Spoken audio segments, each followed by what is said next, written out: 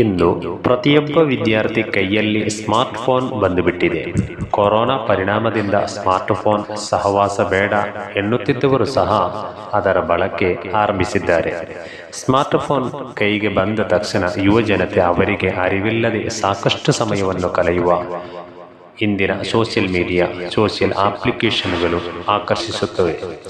ಈ ಮೂಲಕ ಬಹುಸಂಖ್ಯಾತ ಯುವಜನತೆ ತಮ್ಮ ವಿದ್ಯಾರ್ಥಿ ಜೀವನವನ್ನು ಅನಗತ್ಯ ಅಪ್ಲಿಕೇಶನ್ಗಳು, ಅನಗತ್ಯ ಚಟುವಟಿಕೆಗಳಿಗೆ ದಾಸರಾಗುವ ಮಾರ್ಗದಲ್ಲಿ ಕಳೆದುಕೊಳ್ಳುತ್ತಿದ್ದಾರೆ. ವಿದ್ಯಾರ್ಥಿಗಳೇ, ನಿಮ್ಮ ಅಮೂಲ್ಯ ಸಮಯ ನಿಮಗೆ ಅರಿವಿಲ್ಲದೆ ಹೇಗೆ ಹಾಳಾಗುತ್ತದೆ? ಆ ಅಮೂಲ್ಯ ಸಮಯ ಮರುಪಡೆಯುವುದು ಹೇಗೆ? 30 ದಿನಗಳಲ್ಲಿ ಉತ್ತಮ ಜೀವನ ಮಾರ್ಗವನ್ನು ಕಟ್ಟಿಕೊಳ್ಳುವುದು ಹೇಗೆ ಎಂದು ನಾನು ಹೇಳಿಕೊಡುತ್ತೇನೆ. 1. ಮುಂಜಾನೆ ತುಸು ಬೇಗ ಎದ್ದೇಳಿ. 2. ಫೇಸ್ಬುಕ್ ಮರೆತು ಬಿಡಿ. 3. ಇನ್ಸ್ಟಾಗ್ರಾಮ್ ಅನ್ಇನ್ಸ್ಟಾಲ್ ಮಾಡಿ. ಇತರೆ ಮೀಡಿಯಾಗಳ ನೋಟಿಫಿಕೇಶನ್ ಆಫ್ ಮಾಡಿ.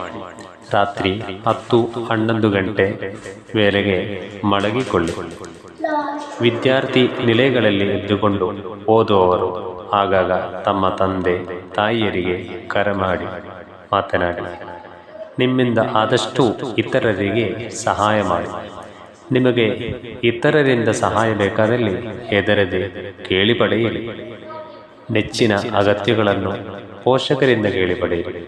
ಅನಗತ್ಯವಾಗಿ ಇತರರ ಬಗ್ಗೆ ಮಾತನಾಡಬೇಡಿ ಹಾಗೂ ರೂಮರ್ಸ್ ಹರಡುವಿಕೆಯಲ್ಲಿ ಸಮಯ ಕಳೆಯಬೇಡಿ. ಕೆಟ್ಟ ಅಭ್ಯಾಸಗಳನ್ನು ದೂರ ಮಾಡಿ.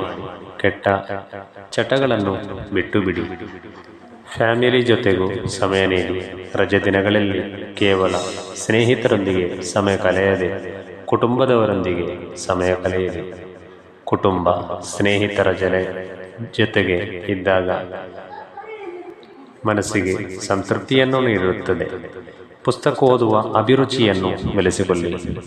ಓದು ಕೇವಲ ಅಂಕಗಳಿಗೆ ಮಾತ್ರವಲ್ಲದೆ ಜೀವನದ ಸ್ಫೂರ್ತಿಗೆ, ಉತ್ತಮ ನಡತೆಗೆ ಅದು ದಾರಿ ತೋರಿಸುತ್ತದೆ.